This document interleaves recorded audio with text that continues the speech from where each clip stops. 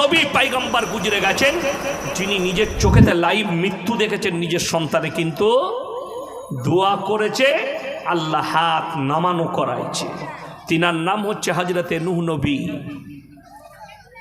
নূহ নবী যখন তার কমকে 1 বছর 2 বছর নয়, আল্লাহর হাবিব সাল্লাল্লাহু আলাইহি সাল্লাম তিনি মেহনত করেছেন ক বছর জানেন?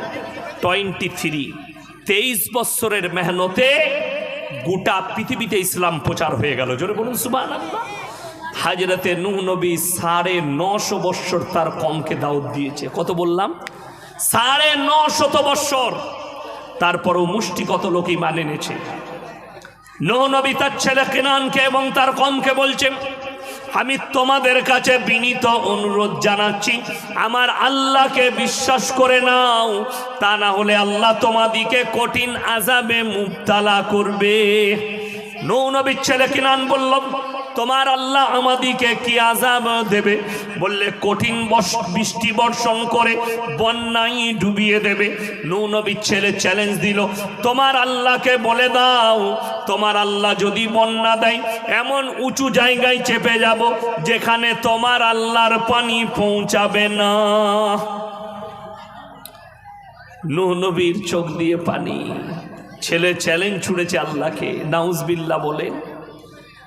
এরপরে শুনেলেন, যারা মনে মনে ভাবছেন আল্লাহর আযাব এলে লুকিয়ে যাব, আল্লাহর কসম করে বলছি তোমরা টেরই পাবে না আল্লাহর আযাব এসে পৌঁছাবে। যদি রাত 2টার সময় সালার এলাকার ভরতপুর সালারের মানুষ ঘুমায়, আর গঙ্গা যদি গোটা সালার আর ভরতপুরকে নিয়ে ঢুকিয়ে নেয়, আপনারা খোঁজ পাবেন? কথা বলেন। সবাই ঘুমন্ত অবস্থায় থাকবেন। গোটা সালারটা শুধু নয়, আল্লাহ যদি ইচ্ছা করেন দীঘার সমুদ্রের ভারত সাগরের প্রথম ঢেউ ধলিয়ানে মেরে গোটা মুর্শিদাবাদ, হাওড়া, হুগলি, মেদিনীপুর নিয়ে ঢুকতে পারে। পারেন না? পারেন না আমার আল্লাহ? অবশ্যই পারেন। সেই শক্তি আমার আল্লাহর আছে। আমার আল্লাহ রাব্বুল আলামিন কোরআনে বললেন, ওয়া কাম মিন ক্বরিয়াতিন আহলাকনাহা ফাজাআহা বাসুনা বায়াতান আও হুম কাইলুন।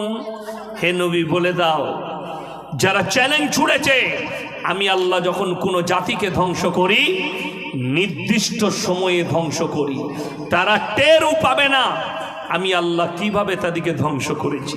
তারা কোনো খোঁজ খবর পাবে না আমি আল্লাহ তাদেরকে কিভাবে ধ্বংস করব।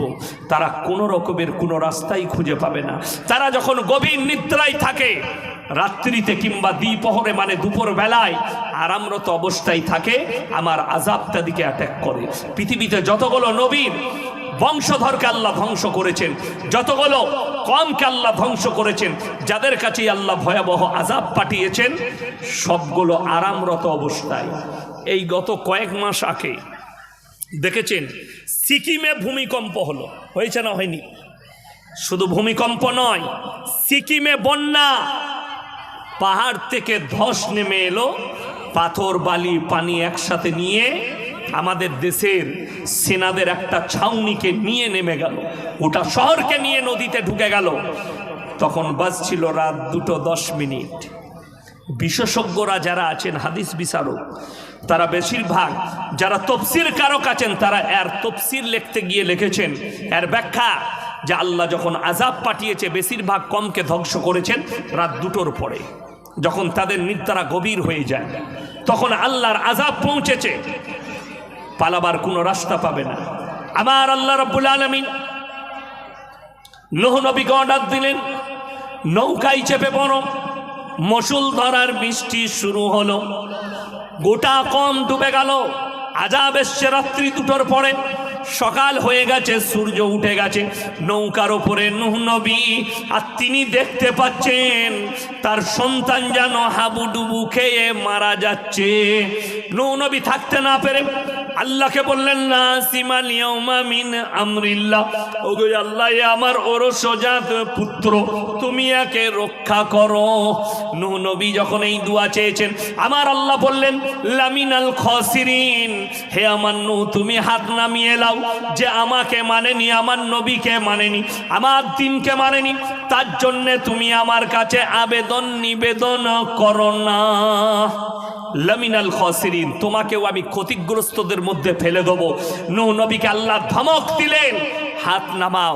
নূহ নবীর হাত নেমে গেছে, আর দোয়া করতে পাইনি, নিজের চোখের লাইভ মৃত্যু দেখেছে সন্তানের। শুধু তাই নয়, আল্লাহ কোরআনের লাকির টেনে দিলেন।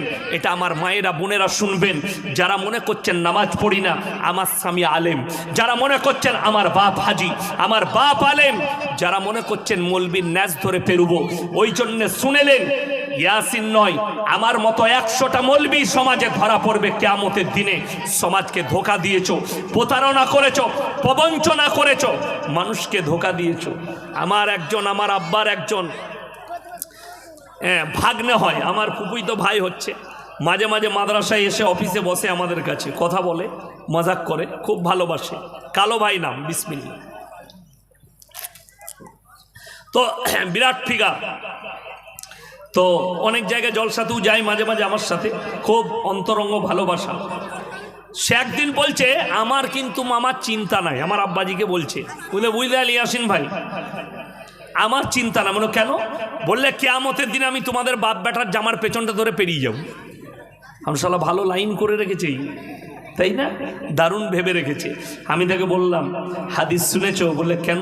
আমি বললাম কালো ভাই, হাদিসে আছে, আল্লাহ নবী বললেন কিয়ামতের দিনে নারী পুরুষ উভয়ে উলঙ্গ অবস্থায় থাকবে, তাদের শরীরে পোশাক থাকবে না। তো তুমি ধরবে কোন জায়গাটা? তাহলে তুমি রসাটা নিয়ে যাবে। প্রজেক্টর ভাইকে আছেন, প্রজেক্টর দেখা যাচ্ছে না। আমার মুসলমান ভাই, আপনাদেরকে অনুরোধ করে যাচ্ছি, যারা মনে করছেন যে ইয়াসিনের ন্যাজ ধরে পেরিয়ে যাব, ইয়াসিনকে দাওয়াত দিয়েছি, তো ইয়াসিন ভাই এসে দোয়া করবে, আমরা অবশ্যই জান্নাতে যাব। মায়েরা ভালো করে শুনবেন। এরপরে দুজন নবীর বিবির দলিল আল্লাহ দিলেন কোরআনে। মায়েরা, এটা আপনাদের জন্যে, যারা ভাবছেন নামাজ পড়ি না, রোজা রাখি না, দিনদার নয়, পরেজগার নয়, তাকুয়া নাই, পরেজগারি নাই, পর্দা নাই, পুশিদা নেই, বদ্দিনীর মধ্যে আছেন, আর মনে মনে ভাবছেন এই মৌলবীদের দ্বারা, এই পীরদের দ্বারা, এই মুসলমানের উলামাদের দ্বারা আমরা জান্নাতের লাভ করব, জান্নাতের উত্তরাধিকারী হব। দুজন নবী কোরআন নকল করলে শোনো, দারাবাল্লাহু মাতালাল লিল্লাযীনা কাফারু ইমরাআতা নূহিন ওয়া ইমরাআতা লূত কানাতা তাহতা আবদাইন মিন ইবাদিনা সালিহাইন ফাখানাতাহুমা ফালাম ইউগনিয়া আনহুমা মিনাল্লাহি শাইআ ওয়া কিলা আদখুলান নার মা'আদ দাখিলিন। আমার দুজন উলুল আজম নবী, হাবিব পয়গম্বর, নূহ নবী আর লূত নবী, এই দুজনের বিবিকে জাহান্নামে দেব, তাদের স্বামীরা আটকাতে পারবে না। আল্লাহ কোরআনের লাকির টেনে দিয়েছেন। যদি নবীর বিবিরা জাহান্নামে যায়, আটকাতে না পারে, হে আমার মায়েরা বোনেরা, আমাদের মতো মৌলবীরা কি করে তোমাদেরকে জান্নাতে নিয়ে যাবে? এটা তো একটা গেল, আরো শুনে লাও, বলে দিই। আচ্ছা, স্বামী স্ত্রীর প্রতি স্বামীর হক বেশি না হুজুরের হক বেশি? কথা বলে না? কার হক বেশি, স্বামীর না মৌলবীর? কথা বলে না? 1 মিনিটের জন্য আমাকে পিঠ ধরেলেন আপনারা। আমার হক আপনার বিবির প্রতি বেশি না আপনার স্বামীর হক বেশি? স্বামীর হক বেশি।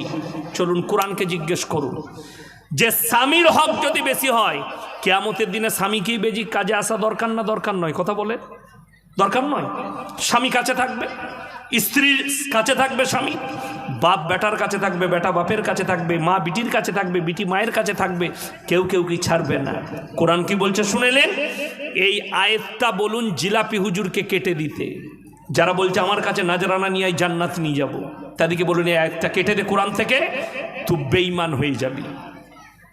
কোরআন বলছে ইয়াউমা ইয়াফিরুল মারউ মিন আখি ওয়া উম্মিহি ওয়া আবি ওয়া সাহিবাতিহি ওয়া বানি লিকুল্লি ইমরিইম মিনহুম ইয়াউমাইদিন শানুন ইউগনি। হে আমার নবী, কিয়ামতের দিনটা তো ভয়ানক হবে। স্বামী স্ত্রীর কাছে ছুটে যাবে, স্ত্রী বলবে দুনিয়াতে আমার কোনো স্বামী ছিল না, স্বামী বলবে স্ত্রী ছিল না, মা বলবে বেটা ছিল না, বেটা বলবে মা ছিল না, বাপ বলবে বিটি ছিল না, বিটি বলবে বাপ ছিল না, বন্ধু বলবে বন্ধু ছিল না। কেউ কারুর জন্য যার্রা পরিমাণ বোঝা বহন করবে না। কোরআন এটা। যদি স্বামী স্ত্রীকে না চিনতে পারে, স্ত্রী যদি স্বামীর পরিচয় না দেয়, আমার খেয়ে দেয়ে কাজ নাই, তুমি আমাকে দেশি মুরগি খাইছো আমি পরিচয় দেবো? আর আমার বউ যে আমাকে সারা জীবন রান্না করে খাওয়ালোবে, কথাটা বুঝতে পারেননি? আমার বউ আমাকে সারা জীবন রান্না করে খাইয়েছে, আমি আমার স্ত্রীকে চিনতে পারবো না, তো আমি হুজুর তোমাকে কি করে চিনব?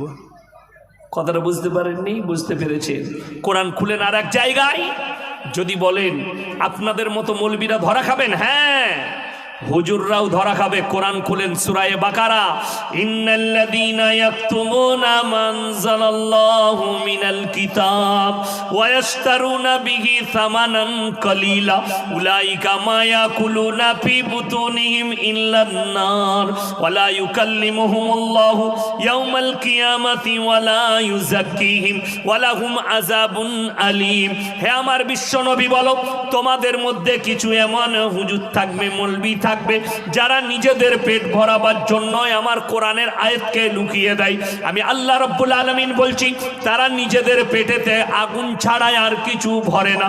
আমি আল্লাহ রাব্বুল আলামিন কিয়ামতের দিনে এই মৌলবী হুজুরগুলোকে আমি কঠিন আযাবে মুবতালা করে দেব।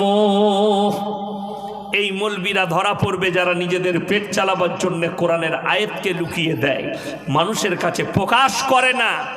আপনাকে আমি বলে যাই, কোরআনে আছে ইন্না আউলিয়া আল্লাহি লা খাউফুন আলাইহিম ওয়া লা হুম ইয়াহজানুন। আউলিয়া শব্দের অর্থ হচ্ছে আল্লাহর বন্ধু। সবাই আজ থেকে আল্লাহর বন্ধু হবো, জোরে বলুন ইনশাআল্লাহ। আপনিও হতে পারেন, আমিও হতে পারি, সাধারণ মানুষ। যারা আমল ভালো করবে তারাই আল্লাহর বন্ধু হবে। আর আল্লাহ কোরআনে বললেন ইন্না আউলিয়া আল্লাহি লা খাউফুন আলাইহিম ওয়া লা হুম ইয়াহজানুন। যারা আমার বন্ধু হবে তাদের দুনিয়া এবং পরকাল কোনো জায়গায় কোনো চিন্তার কারণ নেই, জোরে বলুন সুবহানাল্লাহ। আল্লাহর বন্ধু হতে হবে। আমাকে গত এই 2-3 সপ্তাহ আগে একজন ফোন করেছিল, ফোন করে বলছে, আরে হুজুর আপনি পীর বিরোধী মৌলবী। আমি না ভুল বলছো, আমি সিস্টেম বিরোধী মৌলবী, আমি পীর বিরোধী নয়। বলে তাই? বললে হ্যাঁ। বলছে আচ্ছা তুমি কি কোনো পীর ধরেছো? আমি বললাম আমার পীর আমার বাপ। কথা বলেন, বাপের থেকে বড় পীর কেউ আছে? নাই, আমার বাপ হচ্ছে সব থেকে বড় পীর। বলে তাই? হ্যাঁ। আমি বললাম, আমাকে বলছে শোনো, তুমি মূর্খ ইয়াসিন, গাছে চাপতে গেলে ডাল ধরে চাপতে হয়, তুমি বিনা ডালে গাছে চাপতে পারবে না, তো তুমি পীর না ধরলে আল্লাহকে পাবে কি করে? পীর ধরে ধরে যেতে হবে। আমরা তাই নাকি?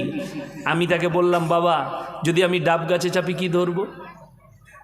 কথাটা বুঝতে পেরেছেন না পারেনি? ডাব গাছে ডাল আছে? ডাল নাই।